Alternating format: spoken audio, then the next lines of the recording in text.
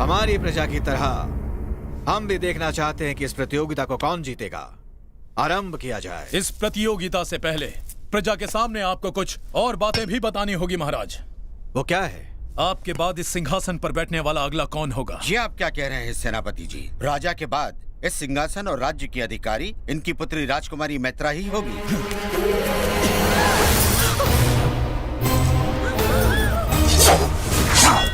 आज्ञा दीजिए महाराज। रुक जाओ भैरव, तुम्हारा इतना दुस्साहस, इसका कारण क्या है रणदेव?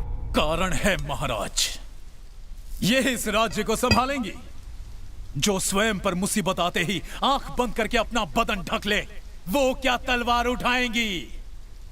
हाँ, जिसमें आत्मरक्षा करने की ताकत ही ना हो, वो इस राज्य की रक्षा कैसे करेगा महाराज?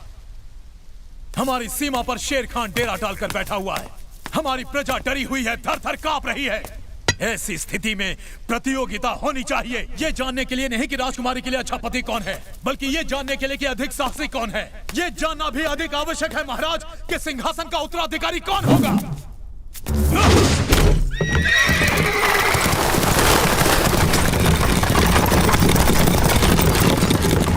राजकुमारी मैत्रा उसी से विवाह करेगी जो चुनरी लाकर इनका और राज्य का गौरव बचाएगा। अगर किसी को आपत्ति हो तो हमें सूली पर लटका दे, नहीं तो हमारी चुनौती स्वीकार करें। अब कोई उपाय नहीं है महाराज, प्रजा आपके निर्णय की प्रतीक्षा कर रही है। स्वीकार है या नहीं? हमें स्वीकार है।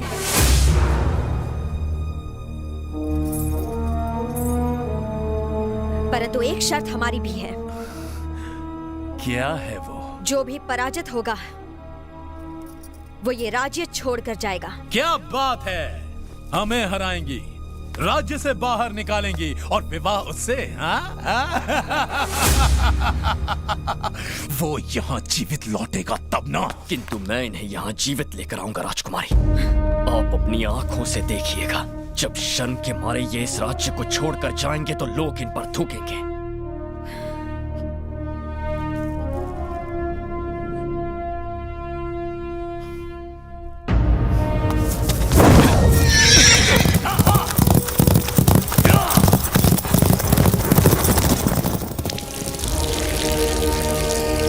राजकुमारी की चुनरी को जो पहले रेखा के पार ले जाएगा वही होगा विजेता।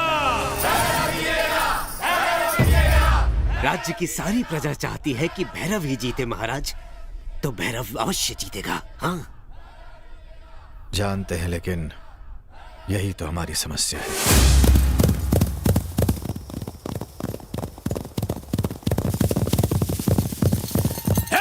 निशाना!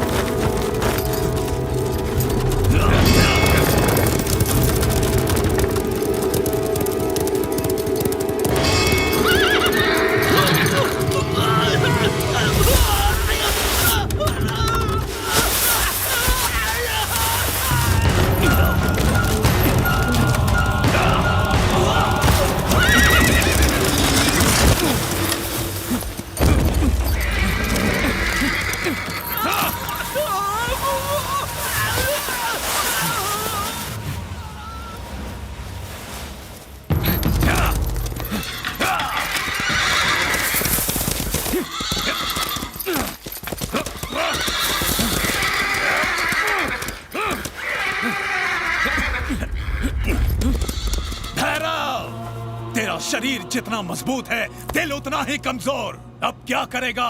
चक्रव्यूह में फंस गया तू। अब तू घोड़ों के प्राण बचाएगा या राजकुमारी की आन? निर्णय तेरे हाथ में है।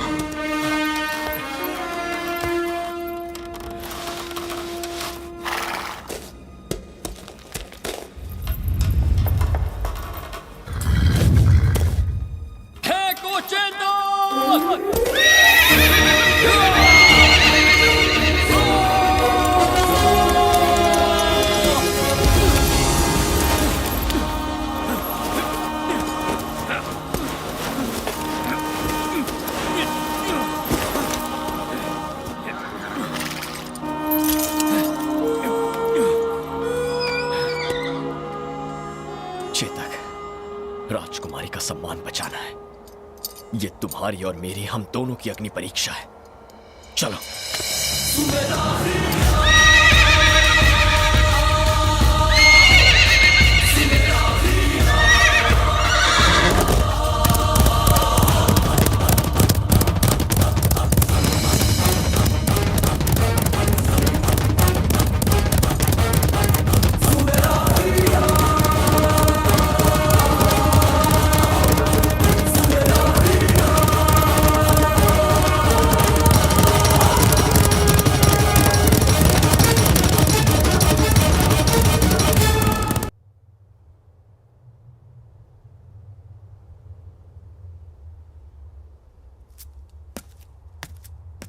वो आ रहे हैं।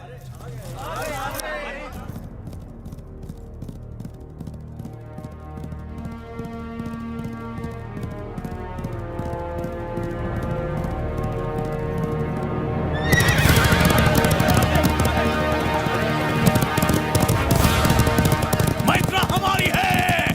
चुनरी तो सेनापति के हाथ में है, पर जीतेंगे भैरव ही।